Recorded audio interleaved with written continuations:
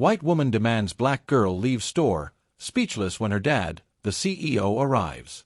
Where are you watching from? Type your city in the comments. You might just get a shout out in the next video. If you're a cat lover, hit like. If you're a dog lover, drop a comment. Let's see who wins. And if you love pets in general, hit like and subscribe for some good luck today.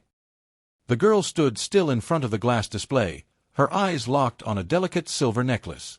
She was only 12. Her name was Imani. Tall for her age, confident but kind, and dressed in a soft peach dress that swayed gently around her knees. Her curls were neatly pinned back, and she held a small cream purse in both hands. It was a quiet Saturday afternoon.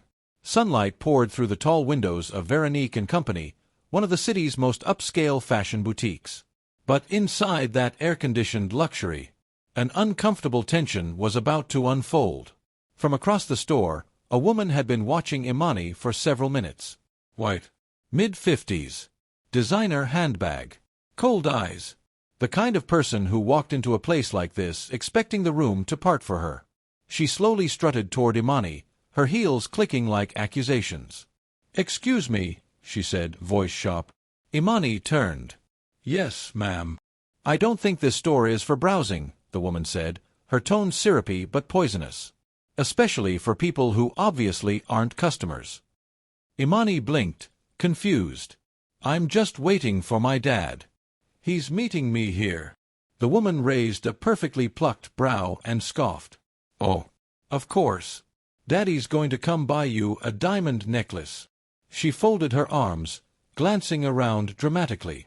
"Honey, let's not pretend. This boutique is for real shoppers." "I wasn't pretending," Imani replied softly. "I didn't even touch anything. I'm just looking while I wait." "Well, you're making other customers uncomfortable," the woman lied, glancing around. No one was looking. No one had complained. "So unless you plan to actually purchase something, which I doubt, I suggest you leave." Imani looked down at her shoes. Her heart was beating fast now. She wasn't sure if it was fear or embarrassment. "I'm not doing anything wrong," she said. The woman smirked. "That's not for you to decide, sweetheart." Behind the counter, a young sales associate hesitated, torn between stepping in and staying silent. But the store had rules, and this customer, she looked powerful. Then the bell above the glass doors chimed. A man stepped in. Broad shoulders, clean cut, navy suit, dark skin and a salt and pepper beard that framed a face of quiet strength. He didn't browse. He didn't hesitate. He walked straight toward Imani. "Hey, baby girl," he said gently, kneeling down to hug her. "Everything okay?"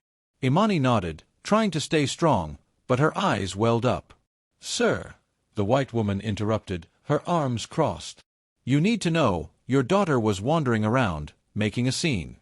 This is a high-end establishment, not some hangout." The man rose slowly, turned to face her. "Is that right?" he said calmly. "Yes. I've been shopping here for years, and I don't appreciate being made uncomfortable by someone clearly out of place." The store had gone silent. Clerks, customers, even the music seemed to fade. The man reached into his breast pocket and pulled out a polished black business card. He handed it to the stunned manager. The manager read the silver letters and immediately stiffened. "Julian T. Archer, CEO, Archer Lux Holdings." The woman's face fell. "Wait. Archer Lux," she stammered. "As in the corporation?" Julian nodded slowly. "That's right.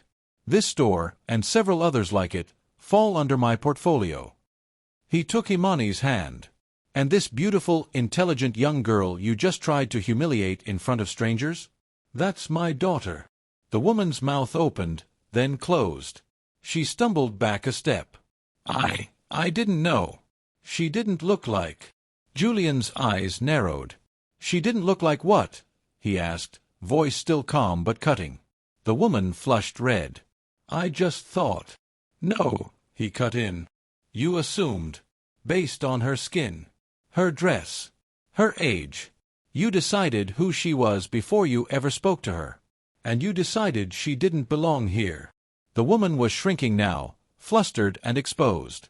"But I'm a loyal customer," she protested. "I spend money here every—" Julian raised a hand. "And now, you're a reminder of why we still have so far to go." He turned to the manager. "This store is closed for the day. Effective immediately." The manager nodded without hesitation. "Yes, sir." Staff began ushering out customers, apologizing quietly. The woman was the first out the door, her face burning with humiliation. Outside, people had started gathering. Word traveled fast. Someone had recorded the incident. Cameras were already out. Murmurs grew. Julian knelt beside Imani. "You did nothing wrong," he said, placing a hand on her shoulder. "I'm proud of you for holding your ground." Imani's voice was barely above a whisper. "Why did she look at me like that?" Julian took a deep breath. "Because people like her live in fear of seeing someone like you in places they think are only for them. But you belong anywhere you choose to walk." A tear slipped down her cheek.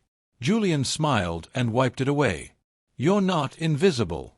And you never have to shrink to make someone else comfortable." "Got it." She nodded.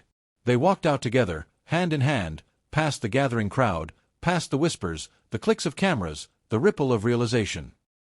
By nightfall, the video had gone viral.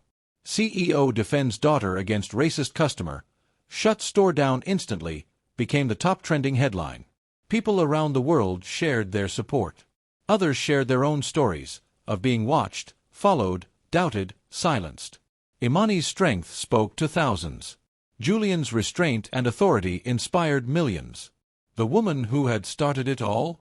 Her identity leaked within hours. By Monday morning, she'd resigned from her company and locked her accounts. But Imani, she walked into school a little taller. Not because of the fame, but because she knew her voice had power now. Moral of the story: never judge a child by the dress she wears or the shade of her skin. Because the moment you do, you might find out she's the daughter of the one who owns the ground you're standing on. And more importantly, you might learn that respect is not given by status. It's earned through humanity.